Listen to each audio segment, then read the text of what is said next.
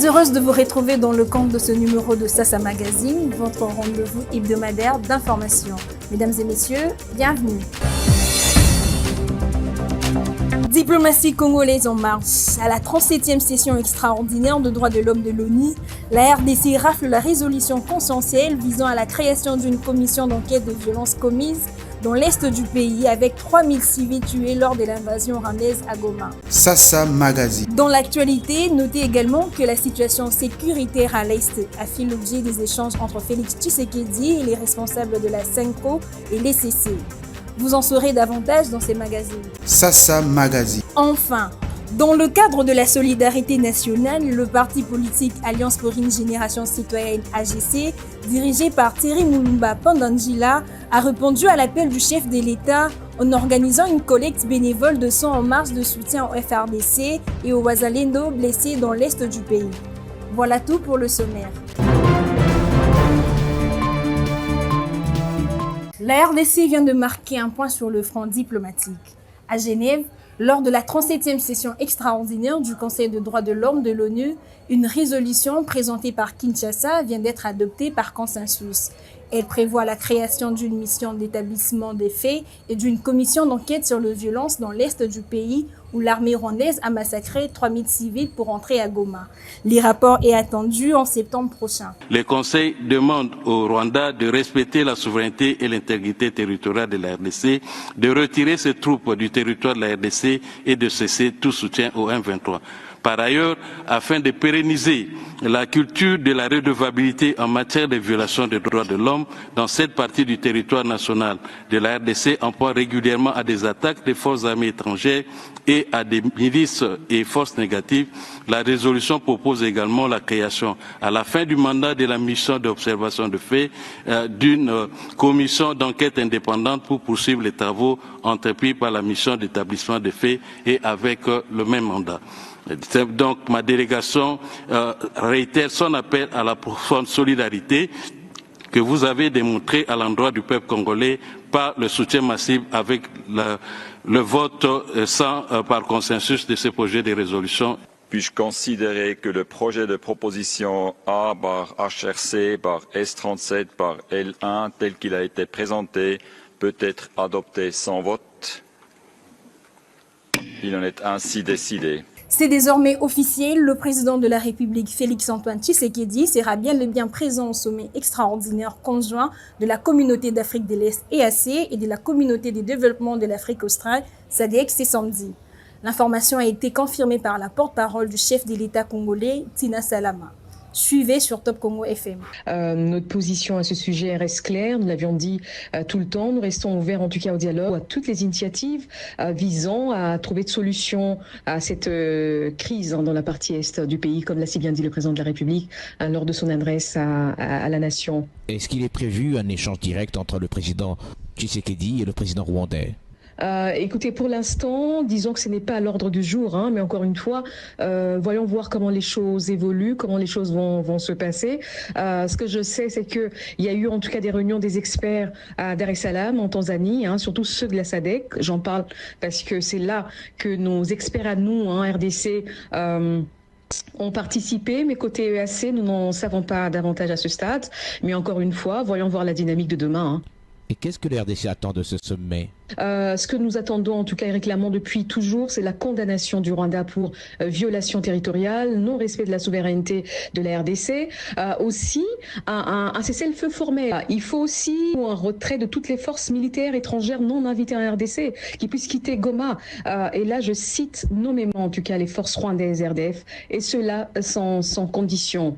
Vous savez, alors pour l'aide humanitaire, ça c'est même demandé par les humanitaires, il faut la remise en état ou la réouverture de l'aéroport de Goma, ou pour permettre l'acheminement de l'aide humanitaire, l'évacuation des blessés, des personnes décédées, ou aussi la réouverture des voies d'approvisionnement, on va dire les grandes artères.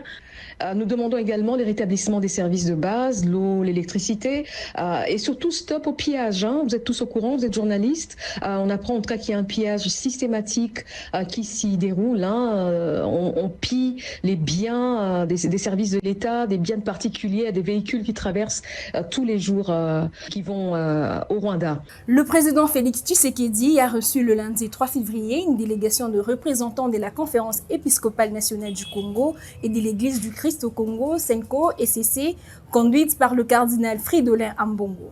Cette audience est la réponse à la demande de ces chefs religieux d'échanger avec le président de la République au sujet de la situation sécuritaire et humanitaire dans l'est de la RDC. Reportage. Cette séance de travail est une réponse apportée à la demande pressante formulée par le cardinal Fridolin Ambongo Besungu de rencontrer les chefs de l'État et échanger avec lui autour de la situation sécuritaire et humanitaire alarmante causée par l'invasion d'une partie du territoire national par l'armée rwandaise. Dans la suite du cardinal s'est trouvée une délégation conjointe et restreinte de la SENCO et de l'Église du Christ au Congo, ECC, avec Monseigneur Fulgence Muteba, archevêque de Lubumbashi et président de la SENCO, les révérends pasteurs André Bokondoa, président de l'ECC, de Monseigneur Donancier Cholet, secrétaire général de la SENCO, et du révérend Eric Senga, secrétaire général de l'ECC. Les chefs religieux de l'Église catholique et de l'Église protestante ont présenté et remis au chef de l'État un projet de sortie de crise. Nous avons pris l'initiative, ce n'est pas lui qui nous a demandé de faire ce projet. Les deux églises ont pris l'initiative de concevoir ce projet et aujourd'hui nous sommes venus le lui présenter. Il a reçu ça avec beaucoup d'attention, il a admiré, il a beaucoup apprécié. Les églises ont estimé qu'à cette étape des événements, il était beaucoup plus important d'amener une proposition concrète susceptible de créer un consensus national. Et ce que nous avons aimé, c'est que le chef de l'État est revenu sur deux mots-clés. Le premier, ce qu'il dit, il nous faut la cohésion nationale. Et le deuxième mot-clé, il nous faut la compréhension commune sur le défi qui pèse non seulement sur la personne de Félix Tshisekedi, mais sur le destin de notre pays. Le cardinal a tout de même lancé un message de compassion à l'endroit de la population de Goma.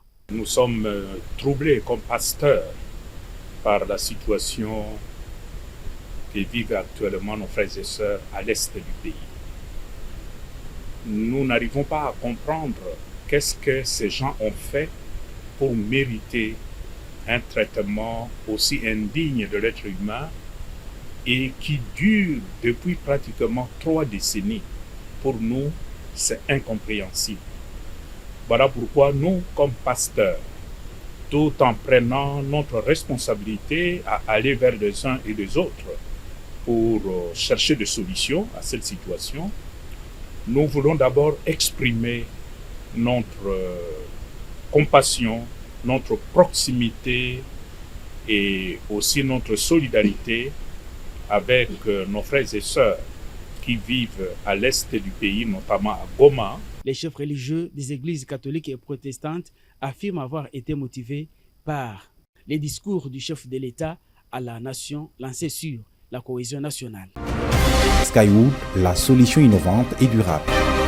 En réponse à l'appel du président de la République, chef de l'État et commandant suprême des FARDC, le membre de l'Alliance pour une génération citoyenne AGC, sous la conduite de leur président national, l'honorable Thierry Mulumba Pandangila, se sont mobilisés pour un don de sang en faveur de blessés de guerre. Retour en images dans ces condensés de Anja Loki et Merlin Niwa.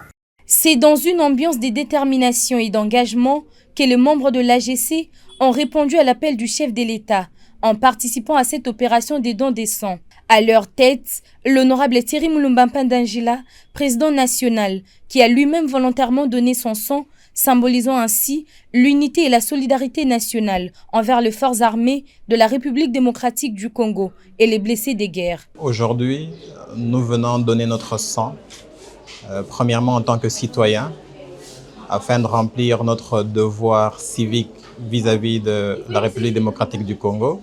Et deuxièmement, nous répondons à l'appel du président de la République, son Excellence Félix Antoine Tshisekedi Tshilombo, le commandant suprême des forces armées. Au-delà de cet acte de solidarité, l'honorable Thierry Mulumba Pandangila a fermement condamné l'agression du Rwanda et de ses supplétifs dans l'est du pays. À la communauté internationale, l'histoire retiendra soit votre passivité, soit votre détermination à être aux côtés de la République démocratique du Congo. Ce pays dont les vies humaines sont sacrifiées sur l'autel des richesses minières congolaises, pillées par le pouvoir de Kigali avec la complicité des forces obscures. La directrice générale du Centre national des transfusions sanguines n'a pas caché sa satisfaction face à cette forte mobilisation de membres de l'AGC. À travers cette action citoyenne, l'AGC entend non seulement exprimer son engagement aux côtés des FARDC, mais aussi sensibiliser la population à la nécessité de contribuer, chacun à son niveau, à l'effort des guerres pour la défense de l'intégrité territoriale du pays. Nous avons résolu ce jour de contribuer à l'effort de guerre en faisant don de notre sang, défendant la République démocratique du Congo. Tobundele Kolo. Un message fort et un geste significatif de la part de l'AGC et de son président national, l'honorable Thierry Moulumba Mpandangila. La mobilisation citoyenne s'est poursuivie à travers différentes initiatives de soutien au FARDC et aux populations victimes du conflit à l'est du pays. Marche de soutien au FARDC au Wazalendo. À Kananga, le Force Vive local en collaboration avec les institutions provinciales ont organisé une marche de protestation contre l'agression rwandaise dans l'est de la RDC. L'occasion faisant les larrons, ces organisations de la société civile ont plaidé pour l'unité et la cohésion sociale. Elles en appellent à la vigilance de tous les Congolais d'où qu'ils soient. Reportage de Passy Kabouya, ici rendu par André Katende. À Kananga, la population s'est mobilisée ce samedi 1er février 2025 pour exprimer son soutien au FARDC et dénoncer l'agression rwandaise dans l'est du pays.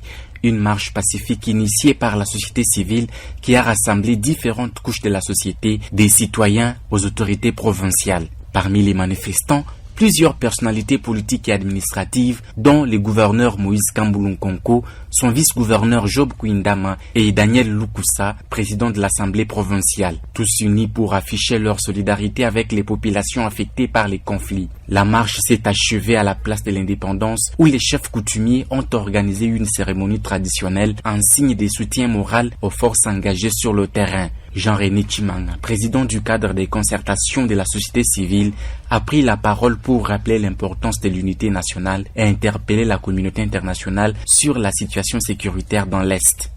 En plus, les forces vives de la province du Kasaï central recommandent au chef de l'État la création d'un fonds spécial au bénéfice de nos vaillants militaires et Wazalendo qui sont au front. Les forces vives de la province du Kasaï central demandent à l'opposition de pouvoir taire leurs divergences et de privilégier l'unité de la nation tout entière autour des autorités établies et engagées à nous conduire vers la victoire finale.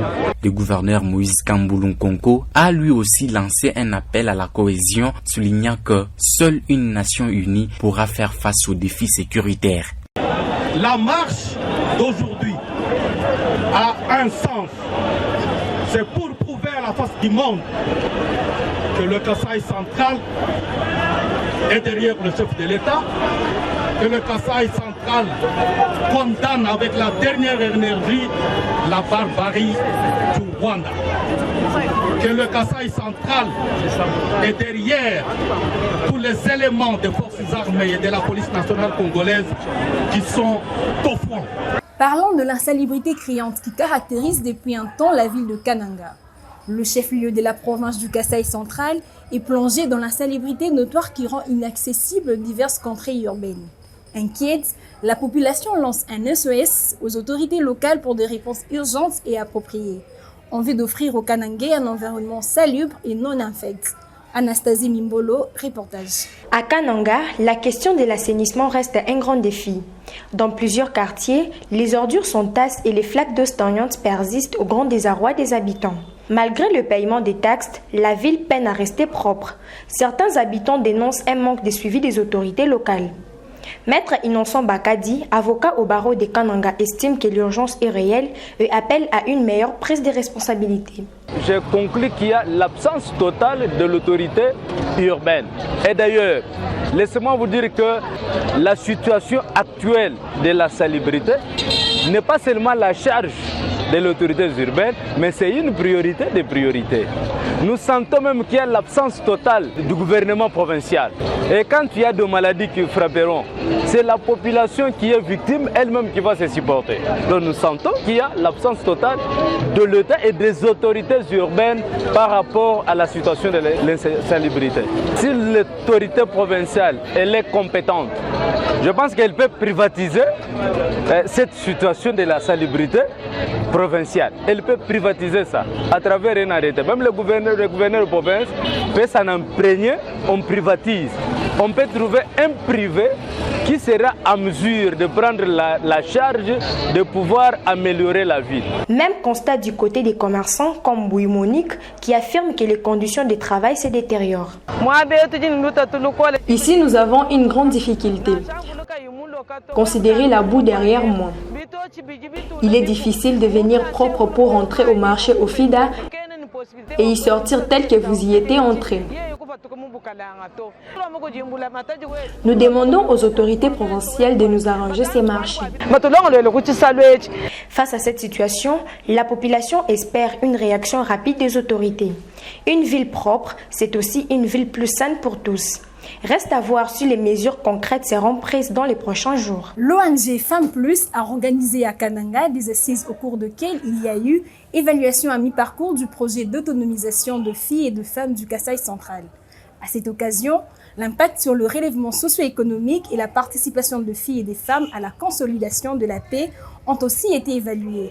Ces travaux ont été organisés avec l'appui financier de l'ONU Femmes. Grace Tiala nous en fait le point. L'ONG Femmes Plus dresse à Kananga le bilan de son programme d'autonomisation de femmes et de filles du Kasaï central. Une rencontre avec les journalistes et la société civile pour évaluer les avancées réalisées en 6 mois. Présente à cette réunion, la coordinatrice nationale Thérèse Omari, accompagnée de la provinciale Félicité Ndaya, a rappelé l'objectif du projet. Permettre aux femmes de mieux s'intégrer économiquement et de jouer un rôle actif dans la consolidation de la paix. Et les résultats sont là. 110 femmes ont déjà bénéficié d'un accompagnement financier et matériel pour développer leur activité et 100 autres suivront l'année prochaine. Aujourd'hui, on a présenté le résultat et l'intérêt de cette activité d'aujourd'hui, c'est vraiment recueillir les avis et considérations des différentes parties prenantes, entre autres les différents programmes qui ont un ou deux aspects des violences faites aux femmes, entre autres le PNLS, le PNMLS, ASF, et aussi, il y avait aussi des organisations locales qui nous ont aidés à répondre, à savoir certaines pistes de solutions pour les défis identifiés. Une dynamique qui porte déjà ses fruits. Sur le terrain, 7 coopératives ont été créées, 3 à Kananga, 2 à Demba et 2 à Dibaya. En parallèle, 40 jeunes femmes ont été formées à des métiers comme la couture, la pâtisserie ou la fabrication de craie. Nous avons constaté que les femmes ont évolué et comme c'était leur choix, il y a eu une forte implication de notre communauté parce qu'on a vu toute la famille s'impliquer, ceux qui sont en groupe, tout le monde est impliqué. Même là où nous sommes partis, nous avons vu l'implication des membres du groupe, les membres de la famille. Vraiment, c'est une grande réalisation pour nos bénéficiaires. Malgré des résultats encourageants, Femmes Plus reconnaît qu'il reste du chemin à parcourir. Les principaux défis, obtenir plus de financement et assurer un suivi efficace pour garantir la réussite à long terme des bénéficiaires. Avec 62% des objectifs déjà atteints, l'ONG entend poursuivre son engagement pour que les femmes du Kasaï central jouent pleinement leur rôle dans le développement économique et la paix de leur région. C'en est complètement fini pour ce numéro de Sasa Magazine. Merci d'avoir été de milieu à nous suivre sur différentes chaînes partenaires. L'info continue sur notre site internet www.sasastudio.net.